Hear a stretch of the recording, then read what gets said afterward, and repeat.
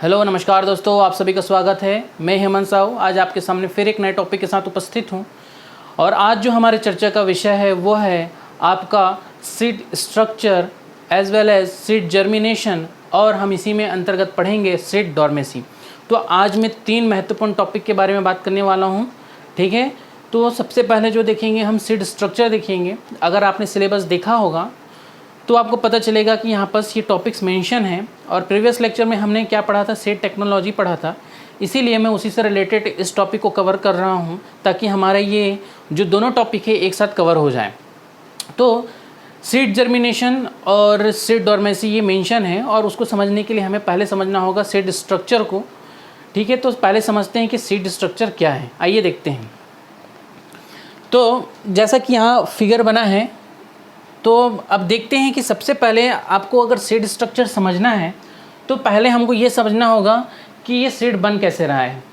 तो देखिए यहाँ पर मैंने एक स्ट्रक्चर बना के रखा है जो कि पॉट लाइक संरचना है, और ये आपने कहाँ देखा है, ये आपने देखा है फ्लावर रिप्रोडक्शन सिस्टम में, ठीक। अगर आपने फ्लावर रिप्रोडक्शन सिस्टम देखा है तो वहाँ आपको ये दिख जाएगा। ये जो होता है पार्ट, ये फ्लावर रिप्रोडक्शन सिस्टम में कौन सा है, आपका फीमेल पार्ट है। ये जो है आपका कौन सा पर पार्ट, स्टिग्मा कहते हैं। ये जो आपका ट्यूब लाइक है उसको स्टाइल बोलते हैं, और ये जो है आपका ओवरी होता है, और इस ओवरी के अंदर ही क्या बना होता है, ओव्यूल होता है, और यही ओव्यूल क्या बनेगा, आपका सीड बनेगा। तो देखिए क्या हो रहा होगा कि जो फीमेल पार्ट है आपका रिप्रोडक्शन सिस्टम में, फ्लावर प्लांट में, वो क्या होता है, एंथर होता है। एंथर से क्या निकलेगा, आपका पोलन ग्रेन रिलीज होगा। ये पोलन ग्रेन जो होगा वो कहाँ आएगा, इस स्टिग्मा पे आएगा, और स्टिग्मा में आने के बाद फिर क्या करेगा, ये स्टिग्मा उसको क्या करेगा, प्रवेश करने देगा। जब ये एंटर करेगा यहाँ पास, तो ये क्या करेगा, मेल गैमेट का फॉर्मेशन करेगा। यहाँ क्या कर रहा है, ये 2 मेल गैमेट का फॉर्मेशन कर रहा है, ठीक। जैसे ये एंटर करेगा पोलन ग्रेन, यहाँ क्या करेगा, इस ट्यूब में, ठीक है, ट्यूब के अंदर क्या बनाएगा, मेल गैमेट बनाता है, माइटोसिस करता है, और क्या बनाएगा, मेल गैमेट बनाएगा, ठीक। ये मेल गैमेट कैसे होते हैं, हैप्लॉइड होते हैं, ये भी याद रखिएगा। मेल गैमेट कैसे होते हैं, हैप्लॉइड होते हैं, ठीक है। अब देखिए ये जो मेल गैमेट है अब क्या होगा, नीचे आएगा, और नीचे आने के बाद क्या करेगा, इसी ओव्यूल्स में प्रवेश करेगा, ठीक। मेल गैमेट नीचे आएगा और इस ओव्यूल में प्रवेश करेगा। अब कुछ चीज़ और देखिए, मैंने क्या कहा, ये जो ओवरी है, ये आपको दिख रहा है, जो बाहर का पॉट लाइक संरचना है, ओवरी है, ये हमारा क्या है, फ्यूचर फ्रूट है, यानी कि यही आगे जाके क्या बनेगा, फ्रूट बनेगा। और ये जो ओव्यूल है ये क्या बनेगा, आपका सीड बनेगा, ठीक। तो ये बात बिल्कुल याद रखिए कि ओवरी जो होता है वो क्या बनेगा, आपका फ्रूट बनेगा, और ओव्यूल बनेगा आपका सीड, ठीक। अब ये देखिए यहाँ पर मैंने एक अलग से सीड की संरचना बना के रखी है। तो आप देखेंगे कि यह जो सीड है, ठीक, इसके अंदर का अगर स्ट्रक्चर देखें तो क्या होगा, इसके अंदर के भाग को हम लोग एम्ब्रियो सेक बोलते हैं, और इस एम्ब्रियो सेक के अंतर्गत आप देखेंगे कि कैसा ये 8 न्यूक्लिएटेड 7 सेल्ड स्ट्रक्चर है।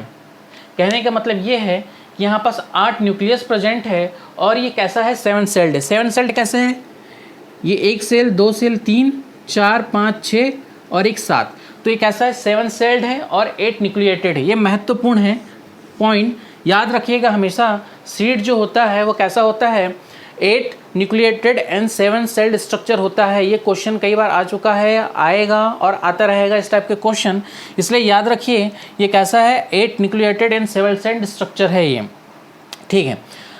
ये जो आपका सेल दिख रहा है इसको हम लोग अलग अलग नाम से जानते हैं। ये जो आउटर साइड के सेल है इसको हम लोग बोलते हैं सिनर्जिड। क्या बोलते हैं इसको हम लोग, सिनर्जिड, ठीक है।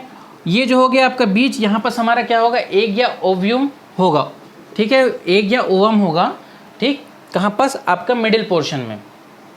नीचे वाले जो है इसको हम लोग बोलते हैं, क्या बोलते हैं इसको, एंटीपोडल।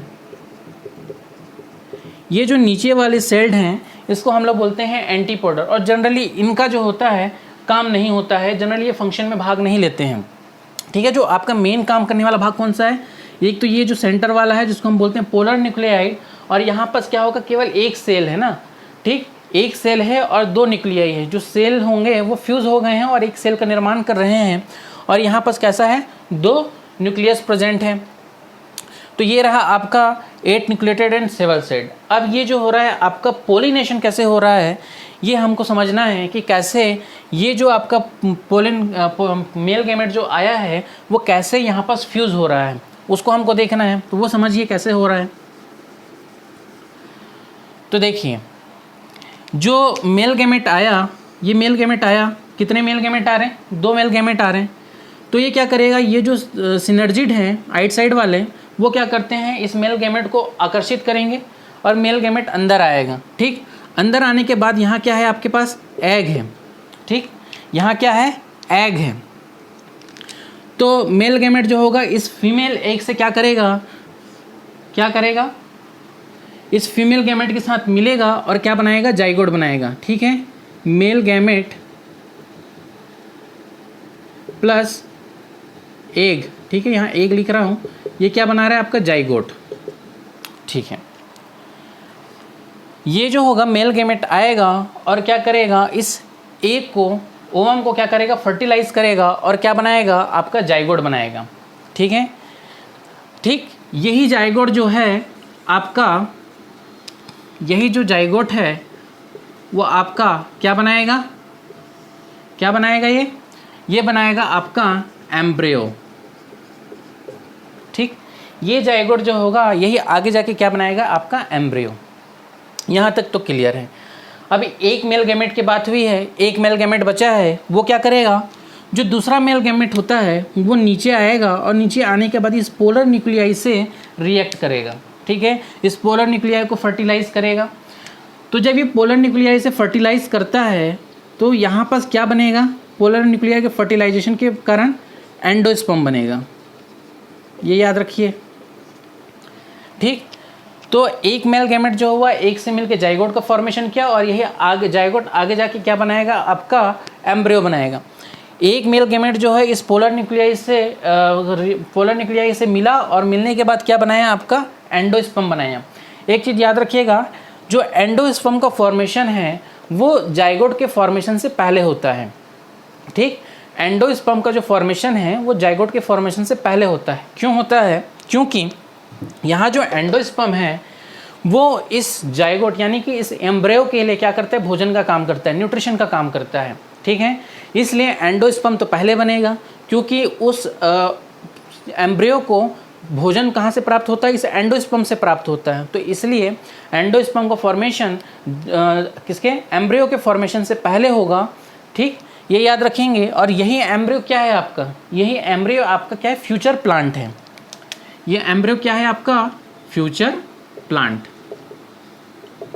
इतना याद रखें।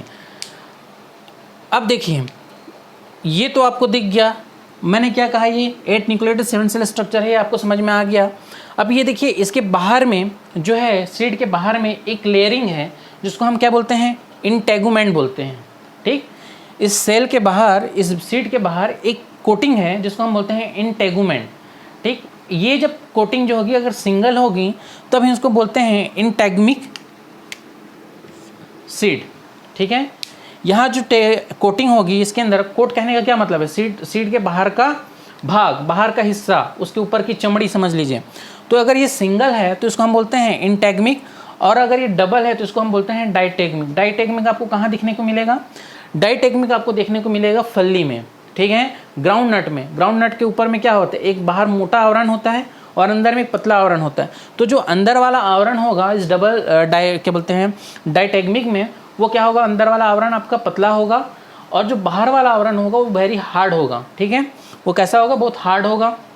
तो ये याद रखेंगे। उसके बाद अब जो हमको समझना है एक्चुअल में वो सीड का फंक्शन कैसे कर रहा है वो समझना है, तो वो देखते हैं।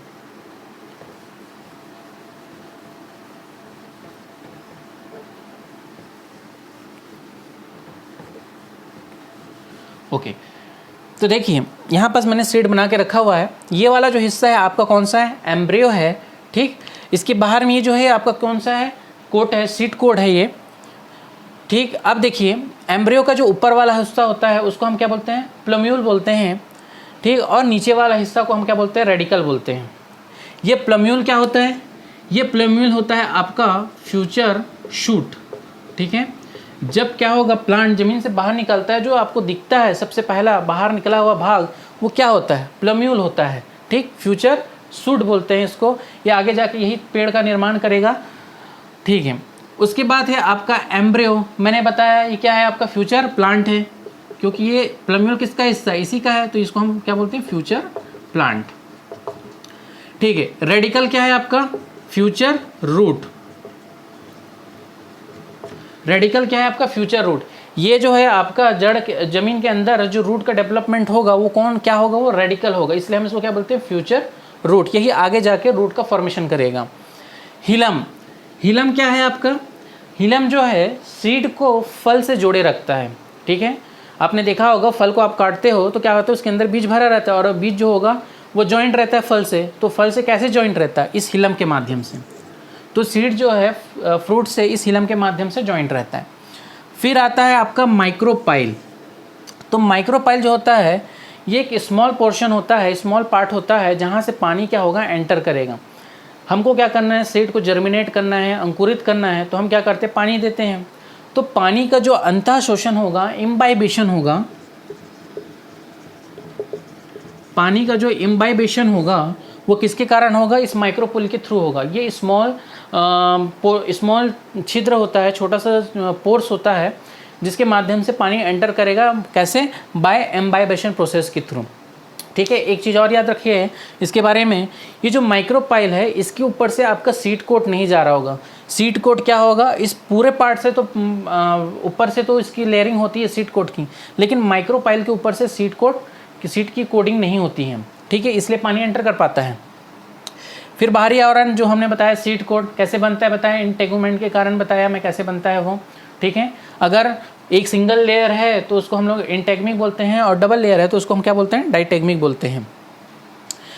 ये हो गया सीड का स्ट्रक्चर। इसके बाद है यहाँ पर क्या भरा होगा अंदर में, एंडोस्पर्म या कैटिलोडोन, ठीक है। कोटिलीडोन, ये थोड़ा नाम लेने में मुझे दिक्कत होती है। तो कोटिलीडोन भरा है या एंडोस्पर्म, ये दोनों एक ही चीज़ हैं, और इन दोनों का काम ही क्या है, एम्ब्रियो को पोषण देना, न्यूट्रिशन प्रोवाइड करना। तो ये दोनों चीज़ क्या है, सेम है। तो मैंने अभी बताया एंडोस्पर्म के बारे में, कोटिलीडोन भी सेम है। अगर आप सीरियल्स प्लांट देखें, ठीक है, अनाज वाले पौधे देखें तो वहाँ एंडोस्पर्म प्रेजेंट होता है। अगर आप लिग्मस प्लांट देखें, यानी कि दलहनी फसलें वाले पौधे देखें, तो वहाँ क्या मिल जाएगा आपको, कोटिलीडोन मिल जाएगा, ठीक है। अब एक चीज़ और देखिए, यहाँ पर मैंने बताया एंडोस्पर्म का फॉर्मेशन कैसे होता है, कैसे बताया था। यहाँ पर एक मेल गैमेट आया जो कि कैसा है, हैप्लॉइड है, ठीक है। एक मेल गैमेट आया जो कि हैप्लॉइड है, प्लस क्या हुआ, हमारा पोलर न्यूक्लियाई मिला जिसमें 2 न्यूक्लियस हैं, वो कैसे होंगे, 2n हो गए। तो n + 2n क्या हो गए, 3n हो गए। इसलिए मैंने क्या कहा, एंडोस्पर्म को ये कैसा है, ट्राइपोलॉइड है, ठीक है, ट्रिप्लॉइड है। तो ये कैसा है, एंडोस्पर्म ट्रिप्लॉइड है। बिल्कुल इस बात को, पॉइंट को याद रखेंगे कि एंडोस्पर्म जो होता है वो ट्रिप्लॉइड होता है, और एंडोस्पर्म का काम जो है वो एम्ब्रियो को न्यूट्रिशन प्रोवाइड करना होता है। तो ये चीज़ बिल्कुल याद रखेंगे, ठीक है। यहीं लिखा हूँ मैं। एंडोस्पर्म आपको कहाँ देखने को मिला बताया, सीरियल्स प्लांट्स में देखने को मिलेगा। देखिए सीड भी 2 तरह के होते हैं, यहाँ पर देख लीजिए क्या है, एक होता है एंडोस्पर्मिक सीड और एक होता है नॉन एंडोस्पर्मिक सीड। एंडोस्पर्मिक कहने का क्या मतलब है, एंडोस्पर्मिक कहने का मतलब है वह सीड जिसमें एंडोस्पर्म बच जाता है। क्या हो रहा है, सीड का फॉर्मेशन हो रहा है, तो एम्ब्रियो जो होगा क्या करेगा, एंडोस्पर्म से न्यूट्रिशन प्रोवाइड, एंडोस्पर्म से क्या कर रहा है, न्यूट्रिशन ले रहा है। तो एंडोस्पर्म खत्म भी होगा, तो क्या होता है, कई बार एंडोस्पर्म बच जाता है, तो जब बच जाता है तो हम उसको बोलते हैं एंडोस्पर्मिक सीड या एल्ब्यूमिनस सीड बोलते हैं, ठीक है। इसका एग्जांपल देख लेंगे तो जितना भी मोनोकोट्स हैं वो सब क्या होते हैं, एंडोस्पर्मिक होते हैं। मोनोकोट्स क्या होता है अभी बताता हूँ। नॉन एंडोस्पर्मिक क्या होता है, नॉन एंडोस्पर्मिक जिसमें क्या होगा, एंडोस्पर्म नहीं बचेगा, ठीक है। एम्ब्रियो के वृद्धि के दौरान एंडोस्पर्म नहीं बचता है, तो उसको हम बोलते हैं नॉन एंडोस्पर्मिक, और इसको हम क्या बोलते हैं, non albuminous seed. Generally dicots जो होते हैं इसके अंतर्गत आते हैं। आइए देखते हैं अब जो है बेसिक स्ट्रक्चर देखते हैं इस एम्ब्रियो का, तब हमको थोड़ा सा और क्लियरिटी आएगी। ये जो है आपका एम्ब्रियो है, ठीक है, यहाँ मैं क्या मार रहा हूँ, एम्ब्रियो है और एम्ब्रियो के बीच से एक एक्सिस गई है जिसको हम लोग बोलते हैं एम्ब्रियोनल एक्सिस, ठीक है। और इसी एक्सिस के माध्यम से कोटिलेडॉन जो होता है अटैच्ड होता है, इसी एम्ब्रियोनल एक्सिस के माध्यम से कोटिलेडॉन अटैच्ड होता है। अगर सिंगल कोटिलेडॉन अटैच है तो मोनोकोट्स, अगर डबल कोटिलेडॉन अटैच है तो डाइकोट, यही मैं बताया। अगर सिंगल कोटिलेडॉन अटैच इसी एम्ब्रियोनल एक्सिस है तो मोनोकोट, डबल अटैच हो गया तो डाइकोट, ठीक है। मोनोकोट कहाँ बोला मैं, सीरियल प्लांट्स में राइस है, व्हीट है, यहाँ देखने को मिल जाएगा। डबल कोट कहाँ मिलेगा, पी है, बीन्स है, यहाँ आपको डाइकोट मिल जाएगा, ठीक है। ओके, अब देखिए यह जो एम्ब्रियो है इसका ऊपर वाला पार्ट को हम क्या बोल रहे हैं, एपिकोटाइल, और नीचे वाले पार्ट को हम बोलते हैं हाइपोकोटाइल, ठीक है। ऊपरी वाले पार्ट को हमने कहा एपिकोटाइल और नीचे वाले को कहा हमने हाइपोकोटाइल। अब ये देखिए एपिकोटाइल में ही क्या होता है आपका प्लम्यूल, प्लम्यूल ही क्या होता है आपका फ्यूचर सूट होता है, ठीक है, फ्यूचर प्लांट होता है समझ लीजिए। और हाइपोकोटाइल में क्या होगा, रेडिकल होगा जो कि क्या बनेगा आपका फ्यूचर रूट बनेगा। तो ये बेसिक स्ट्रक्चर हो गया। तो इस तरह से ये क्या है, पूरा सीड का स्ट्रक्चर है जो हमको समझना था। अब इसके आगे जो हमको समझना है वो है सीड जर्मिनेशन। अब हम वो देखते हैं कि क्या है वो सीड जर्मिनेशन देखते हैं तो समझते हैं कि सीड जर्मिनेशन क्या है। देखिए कि कोई भी सीड को जर्मिनेट करने के लिए, अंकुरित होने के लिए एक फेवरेबल कंडीशन की आवश्यकता होती है। ये फेवरेबल कंडीशन क्या हो सकता है, एक्सटर्नल हो सकता है, इंटरनल हो सकता है। तो पहले देखते हैं कि एक्सटर्नल कंडीशन क्या चाहिए उसको। एक तो है सबसे ज़रूरी, वो है उसको वाटर चाहिए, मॉइस्चर चाहिए, ठीक है। जब भी हम क्या करते हैं, कटाई करने के बाद सीड को हम लोग नेक्स्ट ईयर के लिए बीज के तौर पे रखते हैं, तो हम क्या करते हैं उसके अंदर का जो मॉइस्चर कंटेंट होता है उसको क्या कर देते हैं, कम कर देते हैं। मिनिमम कितना कर सकते हैं, 5% कर देते हैं, ठीक है। दोबारा जब हमको सीड को बोना होगा तो हमको क्या करेंगे, उसके अंदर मॉइस्चर कंटेंट को बढ़ाएंगे, तभी हम क्या कर सकते हैं, सीड को जर्मिनेट करवा सकते हैं, अदरवाइज सीड जर्मिनेट नहीं होगा। तो सबसे पहले जो रिक्वायरमेंट होती है एक सीड के जर्मिनेशन के लिए वो होता है उसका वाटर। तो हमको क्या चाहिए, वाटर चाहिए। जैसा कि मैंने बताया था कि जब हम सीड को बोते हैं तो उसमें जो सीड में जो माइक्रोपाइल होता है वहाँ से सीड एंटर करेगा, पानी एंटर करेगा, ठीक है। दूसरा है ऑक्सीजन। ऑक्सीजन क्यों ज़रूरी है, ऑक्सीजन किस लिए ज़रूरी है, रेस्पिरेशन के लिए ज़रूरी है, ठीक है। यहाँ क्या होगा, एरोबिक रेस्पिरेशन होगा, विदाउट ऑक्सीजन भी होता है रेस्पिरेशन, जिसको हम बोलते हैं एनारोबिक रेस्पिरेशन, अवायवी श्वसन। लेकिन वहाँ पर जो एटीपी जनरेट होता है वो बहुत कम होता है, 2 ATP जनरेट होता है, और उतना ATP हमारे बीज के अंकुरण के लिए क्या है, पर्याप्त नहीं है। इसलिए हमको क्या चाहिए, ज़्यादा ऑक्सीजन की आवश्यकता है ताकि एरोबिक रेस्पिरेशन हो सके और ज़्यादा ATP का जनरेशन हो सके और सीड जर्मिनेट हो सके। तीसरा है आपका टेम्परेचर। टेम्परेचर एक की फैक्टर है ये भी, क्योंकि एक मिनिमम या एक फेवरेबल टेम्परेचर की आवश्यकता होती है सीड को जर्मिनेट करने के लिए। सबसे फेवरेबल टेम्परेचर जो होता है वो 25 डिग्री सेंटीग्रेड होता है, ठीक। सबसे फेवरेबल टेम्परेचर है 25 डिग्री सेंटीग्रेड। अगर आप देखें 45 डिग्री सेंटीग्रेड से ऊपर हुआ तो सीड जर्मिनेट नहीं करेगा, 5 डिग्री सेंटीग्रेड से नीचे हुआ तब भी सीड जर्मिनेट नहीं करेगा। ओके, इंटरनल में आते हैं, वाइबिलिटी ऑफ सीड। तो सीड के अंदर जीवन प्रत्याशा होनी चाहिए, उसके अंदर जीवन होना चाहिए, तभी वो क्या हो सकता है, जर्मिनेट कर सकता है। मान लीजिए आपने कोई सीड लिया, उसमें मॉइस्चर कंटेंट 5% से नीचे हो गया, यानी कि उसकी वाइबिलिटी ख़त्म हो गई है, तो वो सीड कभी भी जर्मिनेट नहीं करेगा बाद में, आप चाहे उसको कितना भी पानी दे दो। तो ये ज़रूरी है कि उसके अंदर क्या होनी चाहिए, वाइबिलिटी होनी चाहिए, एम्ब्रियोनिक जो होता है डेवलपमेंट होना चाहिए, तभी हम क्या कर सकते हैं, उस सीड को जर्मिनेट कर सकते हैं। अब ये जर्मिनेशन का प्रोसेस कैसे हो रहा है वो देखते हैं। देखिए सीड जर्मिनेशन में जो सबसे पहला प्रोसेस होता है वो क्या होता है आपका, इम्बाइबेशन। इम्बाइबेशन कहने का मतलब ये है कि मैंने जब बताया था, सीड बताया था, ठीक है, मैंने जब सीड बताया था तो यहाँ क्या बनाया था, माइक्रोपाइल बनाया था, ठीक। तो ये जो अंतः शोषण हो रहा है, ठीक, इम्बाइबेशन जो हो रहा है वो किसके माध्यम से होगा, इसी माइक्रोपाइल के माध्यम से होगा, ठीक है। माइक्रोपाइल के माध्यम से क्या होगा, वाटर इस सीड के अंतर्गत प्रवेश करेगा, ठीक। एडजॉर्प्शन ऑफ वाटर हुआ, एडजॉर्प्शन ऑफ वाटर होने के बाद अब क्या होगा, वाटर जैसे जैसे सेल के अंतर्गत, इस बीज के अंतर्गत जाएगा, प्रेशर जनरेट करेगा, और उस प्रेशर जनरेट करने के कारण क्या होगा, वो जो सीड कोट है ना, बीज का जो बाहरी आवरण है वो क्या होगा, रप्चर होना चालू होगा, ठीक। तो रप्चर ऑफ सीड कोट हुआ। उसके बाद क्या होगा, अब ये जो सेल है वो क्या हो गया, उस हाइड्रेट हो गया, ठीक है। जो सीड हो गया अब क्या हो गया, पानी से भर गया, हाइड्रेटेड हो गया। तो यहाँ पर दो प्रोसेस एक साथ होता है, एक तो होता है आपका ऑक्सीजन का एब्जॉर्प्शन और दूसरा होता है जिबरेलिक एसिड का कंसंट्रेशन इंक्रीज होना, ठीक। दो प्रोसेस हो रहा है, एक तो है क्या हो रहा है आपका, ऑक्सीजन मिलेगा सीड को, ऑक्सीजन का एब्जॉर्प्शन होगा, दूसरा होगा जिबरेलिक एसिड का कंसंट्रेशन इंक्रीज होगा। तो ऑक्सीजन का एब्जॉर्प्शन हो रहा है मतलब यह रेस्पिरेशन प्रोसेस हो रहा है, रेस्पिरेशन प्रोसेस के माध्यम से एटीपी जनरेट होगा, ये बात क्लियर है। दूसरा है जिबरेलिक एसिड का कंसंट्रेशन इंक्रीज हो रहा है, तो इससे क्या होगा, जिबरेलिक एसिड का कंसंट्रेशन इंक्रीज होता है, ठीक है। जिबरेलिक एसिड का जो है कंसंट्रेशन इंक्रीज होगा तो क्या होगा, आपका जो एंजाइम है वो सिंथेसाइज होगा, ठीक है। ये एंजाइम क्या है, हाइड्रोलाइटिक एंजाइम होते हैं, ठीक। ये एंजाइम क्या होते हैं, हाइड्रोलाइटिक एंजाइम होते हैं, जैसे कि लाइपेज, एमाइलेज, प्रोटीएज, ठीक है। और ये जो है क्या करेंगे, जो रिजर्व फूड होंगे इसमें सीड के अंदर क्या होता है, रिजर्व फूड एंडोस्पर्म या कैटलेडॉन होता है, इसका क्या करेंगे, डाइजेस्ट करेंगे, उसका डाइजेशन करेंगे कौन, ये जो आपका एंजाइम है, हाइड्रोलाइटिक एंजाइम है, लाइपेज, एमाइलेज, प्रोटीएज। और ये जो एंजाइम है अगर देखें अलग अलग सीड में उसकी रिक्वायरमेंट अलग अलग होती है और उसी के हिसाब से ये एक्टिवेट होते हैं।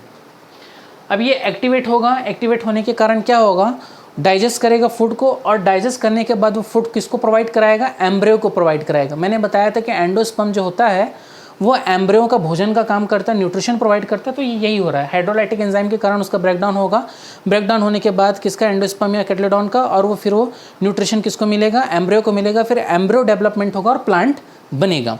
तो ये पूरा का पूरा प्रोसेस इस तरह से होता है जर्मिनेशन का।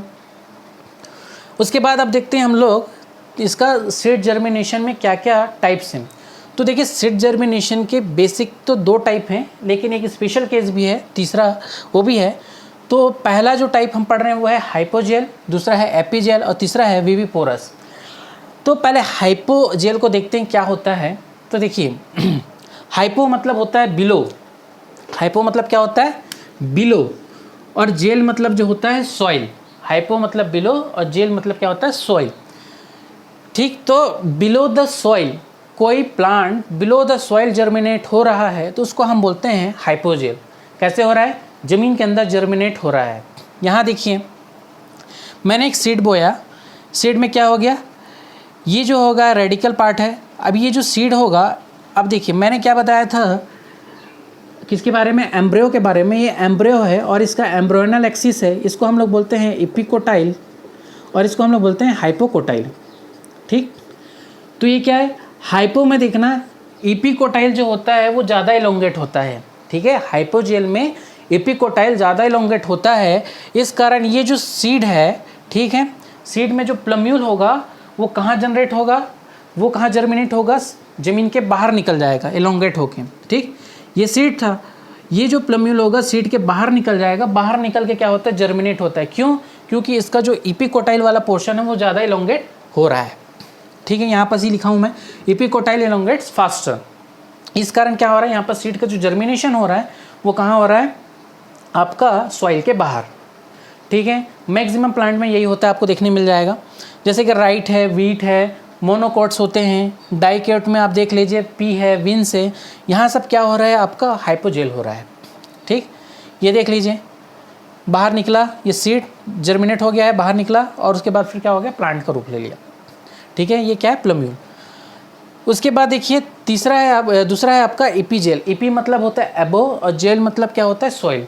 तो एबो द सॉइल जर्मिनेट हो रहा होगा, इसमें क्या होगा, बीज ज़मीन के बाहर आ जाता है, उसके बाद जर्मिनेट हो रहा है। तो इसमें क्या होता है, इसका जो रेडिकल होता है, देखिए मैंने क्या बताया, हाइपो में ईपी ज़्यादा इलोंगेट हो रहा है और ईपी में क्या होगा, हाइपो ज़्यादा इलोंगेट होगा।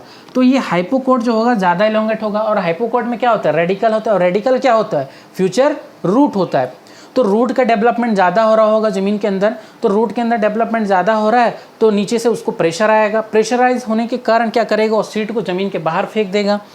तो सीड को जब ज़मीन के बाहर फेंक देता है तो बाहर में सीड का जर्मिनेशन चालू होता है। ये देखिए सीड, ये सीड का वो था, कैटलेडॉन है, उसके बाद यहाँ जर्मिनेशन हो रहा है, प्लम्यूल बाहर निकल रहा है। तो इसमें क्या हो रहा है, रूट का डेवलपमेंट ज़्यादा होता है, इस कारण वो क्या करेगा, सीड को बाहर फेंक देगा प्रेशर के कारण। और प्रेशर के कारण बाहर फेंक दिया तो फिर बाहर में इसका जर्मिनेशन हो रहा है। जैसा कि आपके इमली के पेड़ में देखने को मिलेगा, इमली के सीड को आप बोओगे तो उसका जर्मिनेशन देखना, सीड बाहर निकलता है, उसके बाद वो जर्मिनेट होते हुए दिखेगा आपको। तो इसका एग्जाम्पल है केस्टर और टैमारिंड। इसका एग्जाम्पल क्या है? केस्टर और टैमारिंड, ये याद रख लीजिए। ये तो हो गया आपका 2 टाइप। तीसरा टाइप है आपका विविपोरस। विविपोरस एक स्पेशल टाइप है। इसमें क्या होता है कि मान लीजिए कि जो प्लांट है, विविपोरस में क्या हो रहा है देखते हैं। देखिए विविपोरस जो होता है आपका कहाँ होगा? मैंग्रोव एरिया में, ठीक है, ऐसे क्षेत्र में जहाँ पानी भरा रहता है, वाटर लॉक्ड एरिया में, वाटर लॉक्ड एरिया है, ठीक। यहाँ पास क्या होता है, जो पेड़ होते हैं, पेड़ में फल लगे, ठीक है, फल के अंदर सीड है। यहाँ जो सीड का जर्मिनेशन होगा वो फ्रूट के अंदर ही हो जाता है, ठीक। यहाँ जो सीड का जर्मिनेशन होगा वो फ्रूट के अंदर होगा। क्यों? देखिए अगर सीड नीचे आएगा तो नीचे में तो पानी भरा है, तो पानी जो एकदम भरा हुआ है तो उसके लिए तो फेवरेबल कंडीशन है नहीं, ठीक है। ऊपर से ये कैसा है क्षेत्र है? सॉल्टी क्षेत्र है, लगातार पानी आ रहा है तो सॉल्ट का कंसंट्रेशन ज़्यादा होगा, उसके लिए ये भी एक फेवरेबल कंडीशन नहीं है। तो इस कारण ऐसे प्लांट में क्या होता है, जो सीड का जर्मिनेशन होता है वो फ्रूट के अंतर्गत ही हो जाता है, फ्रूट के अंदर जर्मिनेट हो जाते हैं ये। उसके बाद जब ये गिरते हैं तो गिरने के बाद डायरेक्ट फिर ये प्लांट का रूप ले लेते हैं, ठीक। तो इस तरह से विविपोरस में ही होता है। इसका एग्जाम्पल है हेरिटेरिया, आर्सिनेरिया, राइजोफोरा, ठीक है। इसका एग्जाम्पल क्या है? हेरिटेरिया, आर्सिनिया और राइजोफोरा एटसेट्रा। तो इस तरह से ये क्या हो गया आपका सीड जर्मिनेशन हो गया। आज का हम लोग लास्ट टॉपिक देखते हैं, क्या है वो? सीड डॉर्मेसी। इससे पहले हमने सीड जर्मिनेशन और सीड स्ट्रक्चर के बारे में बात कर लिया। अब हम लोग समझते हैं सीड डॉर्मेसी या बीज प्रसुप्ति क्या है। देखिए सीड डॉर्मेसी कहने का मतलब ये है कि देखिए मैंने बात किया था कि सीड के जर्मिनेशन के लिए क्या क्या फेवरेबल कंडीशन होते हैं। एक तो आपको चाहिए वाटर, ऑक्सीजन, टेम्परेचर और उसके बाद कुछ इंटरनल फैक्टर होते हैं जो काम करते हैं, ठीक है। तो इन सारे फेवरेबल कंडीशन के होने के बावजूद सीड में जर्मिनेशन ना हो पाना ही आपका सीड डॉर्मेसी है। इन सारे फेवरेबल कंडीशन के होने के बावजूद भी सीड में जर्मिनेशन ना हो पाना क्या है? आपका सीड डॉर्मेसी है। इसको और अलग अलग तरीके से का एम्ब्रियो इनएक्टिव है, ठीक, क्योंकि एम्ब्रियो ही आगे जाके प्लांट बनेगा, तो ये एम्ब्रियो कैसा है? इनएक्टिव है, इस कारण सीड जर्मिनेट नहीं हो पा रहा है।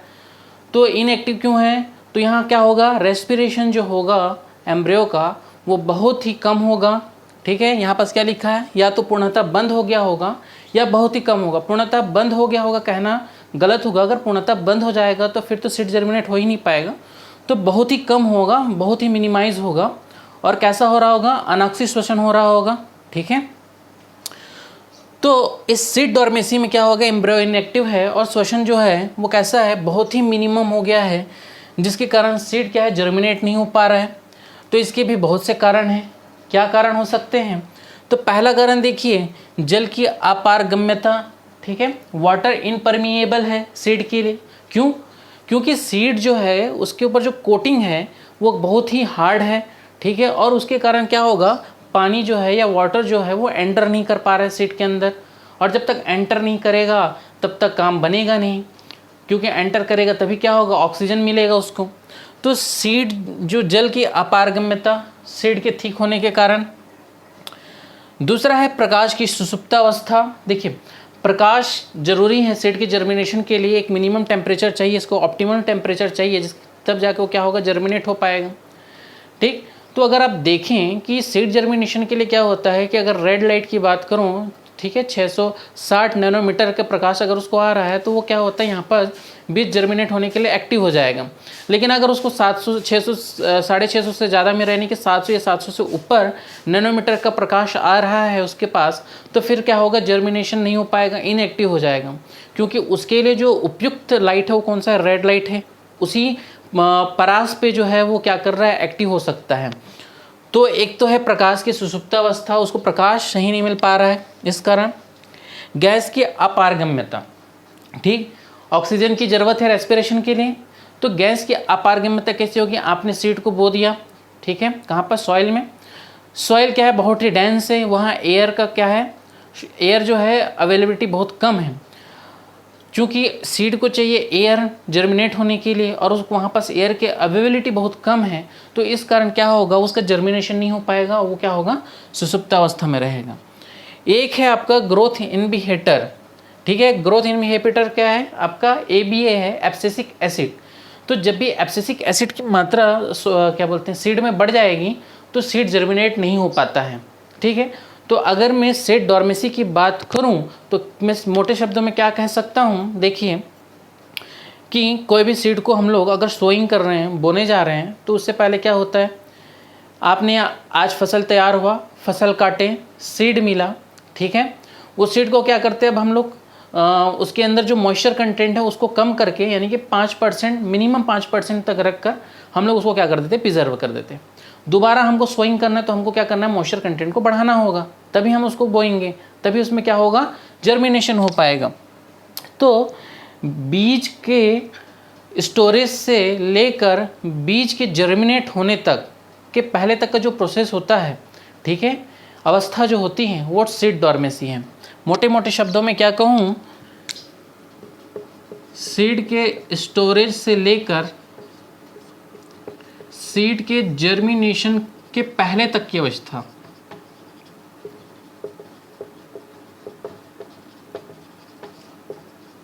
ठीक, ये रेस्ट की अवस्था होती है, इसी को हम सीड डॉर्मेसी बोलते हैं, ठीक। ये रेस्ट की अवस्था है और इसी को हम क्या बोलते हैं, सीड डॉर्मेसी बोलते हैं।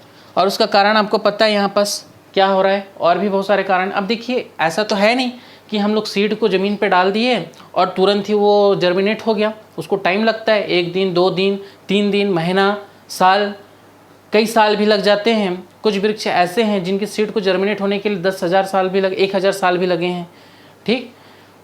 कुछ के ऐसे हैं जिनको 200 साल लग गए हैं। तो ऐसा भी होता है। ये जो पीरियड है जहाँ पर वो जर्मिनेशन से पहले तक का जो पीरियड है उसको हम लोग बोलते हैं सीड डॉर्मेसी, ठीक, यहाँ तक। तो यहाँ पर कारण क्या है आपको ये याद रखना है, एक तो जल की अपारगम्यता है जो कि उसके सीड कोट की मोटाई के कारण हो रहा है, प्रकाश की सुषुप्तावस्था है, गैस की अपारगम्यता है और ग्रोथ इनहिबिटर। ये सबसे इंपॉर्टेंट चीज़ अब याद रखना हमेशा कि क्वेश्चन यहाँ से बन सकता है कि सीड डॉर्मेसी के में जो ग्रोथ इनहिबिटर होता है वो कौन सा होता है, ठीक है। सीड डॉर्मेसी को बढ़ाने वाला कारक कौन सा है, उसमें आगे अगर आपको, तो कौन सा ग्रोथ इनहिबिटर है जो सीड डॉर्मेसी को बढ़ाता है, तो बढ़ाने वाला क्या है आपका, ABA यानी कि एब्सिसिक एसिड। मैं किसकी बात कर रहा हूँ, एब्सिसिक एसिड की, ठीक है। दूसरी बात, टाइप्स देखते हैं, ये भी 3 टाइप का होता है सीड डॉर्मेसी। अगर मैं बात करूँ पहला तो इनेटी डॉर्मेसी होता है, INNET, इनेटी डॉर्मेसी। इसमें क्या हो रहा है, ये जेनेटिकल या केमिकल प्रॉब्लम के कारण होता है। हो सकता है बीज में कुछ जेनेटिकल प्रॉब्लम हो, म्यूटेशन हो गया हो, इस कारण वो जर्मिनेट नहीं हो पा रहा हो, या कुछ केमिकल प्रॉब्लम हो जैसे कि एब्सिसिक एसिड की मात्रा बहुत ज़्यादा हो गई हो, इस कारण वो जर्मिनेट नहीं हो पा रहा है। तो क्या होता है, इसको बोलते हैं इनेटी डॉर्मेसी। दूसरा है आपका इनफोर्स्ड डॉर्मेसी। इनफोर्स्ड डॉर्मेसी क्यों कारण होता है, तो इनफोर्स्ड डॉर्मेसी जो होने का कारण है वो है आपका ह्यूमन मिस्टेक। ह्यूमन मिस्टेक के कारण डॉर्मेसी नहीं हो पा रही, मतलब उसकी सुसुप्तावस्था से बाहर नहीं आ पा रहा है, जर्मिनेट नहीं हो पा रहा है। देखिए इसमें क्या होता है, इसमें ये हो कि मान लीजिए कि कोई सीड है, हमने बोया और हमने क्या किया, उसको बहुत ज़्यादा गहराई में बो दिया। तो बहुत ज़्यादा गहराई में बोएंगे तो क्या होगा, उसको सोइंग कर देंगे तो क्या होगा, उसके लिए वाटर, एयर, टेम्परेचर, ठीक है, इन सब की जो अवेलेबिलिटी है वो क्या हो जाएगी, कम हो जाएगी और इस कारण वो जर्मिनेट नहीं हो पाता रहता। तो अगर आप बहुत ज़्यादा गहराई में बो दें, ये है, या आप ऐसे जगह पे बो दें, वाटर लॉक्ड एरिया है, जल से भरा हुआ क्षेत्र है और वहाँ आप सीड बो रहे हैं, तो जर्मिनेट नहीं हो पाएगा, ठीक है। आपके कारण जो है उसके लिए अनफेवरेबल कंडीशन क्या हो रहा है, जनरेट हो रहा है, इस कारण। तीसरा है आपका इंड्यूस्ड डॉर्मेसी। इंड्यूस्ड डॉर्मेसी कहने का मतलब ये है कि अनफेवरेबल कंडीशन है, उसके लिए अभी जर्मिनेशन के लिए राइट अवस्था नहीं है, राइट कंडीशन नहीं है, राइट एनवायरनमेंट नहीं है, इस कारण वो जर्मिनेट नहीं हो पा रहा है। तो हो गया इंड्यूस्ड, इनेटी, इनफोर्स, इंड्यूस्ड, ठीक है।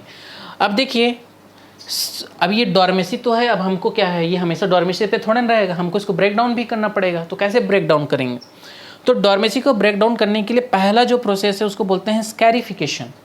स्कैरिफिकेशन कहने का मतलब क्या है, यहाँ एक मैकेनिकल प्रोसेस है, ये समझ लीजिए। स्कैरिफिकेशन में क्या कर रहे हैं, मान लीजिए सीड बहुत ज़्यादा, सीड का जो कोट है, जिसके ऊपर जो कोटिंग है, आवरण है, वो बहुत हार्ड है, ठीक है। तो तो हम क्या करेंगे, उस कोट को पतला करेंगे। कैसे पतला करेंगे? बाय ब्लेड, बाय नाइफ या केमिकल के थ्रू उस सीड कोट को क्या करेंगे, पतला करेंगे, ताकि वो सीड कोट रप्चर हो सके और पानी उसमें प्रवेश कर सके।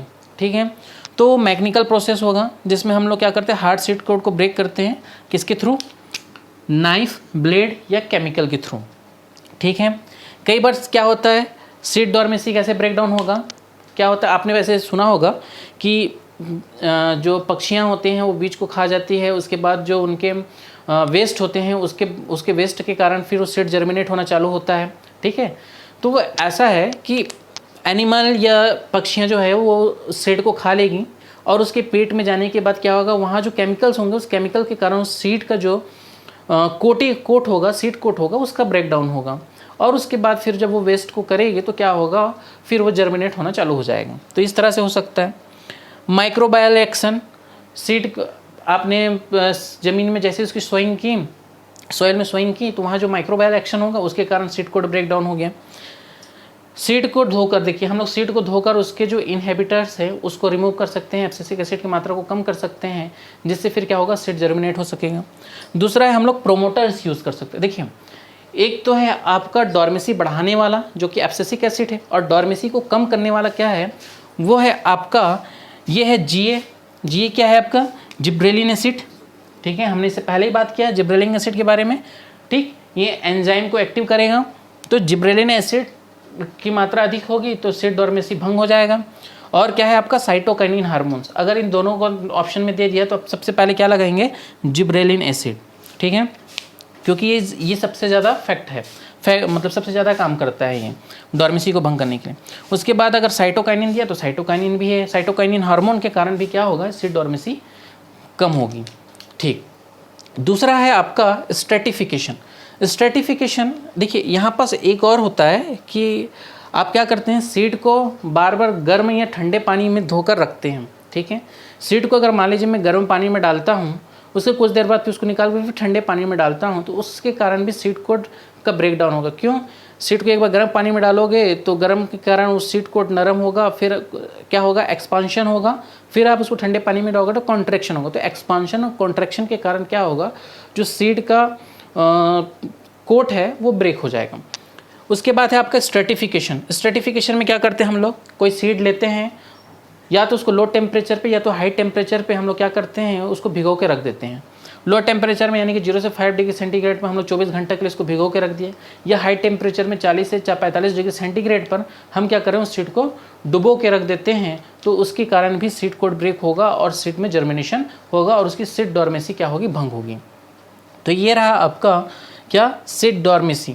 इस तरह से हम लोग क्या करते हैं, सीड डॉर्मेसी को प्रॉब्लम को सॉल्व करते हैं। तो याद रखना, सीड डॉर्मेसी जो है आपका एक सीड फसल काटने के बाद से लेकर हम लोग उसको क्या करते हैं, डिहाइड्रेट करते हैं, वहाँ से लेकर सीड के जर्मिनेट होने का, हमने ज़मीन में बो दिया, उसके बाद भी क्या होगा, 1 दिन 2 दिन 4 दिन 6 दिन 8 दिन जितना भी लगेगा टाइम, तो वो जो रेस्ट ऑफ द टाइम होता है वो सब सीड डॉर्मेसी के अंतर्गत आता है।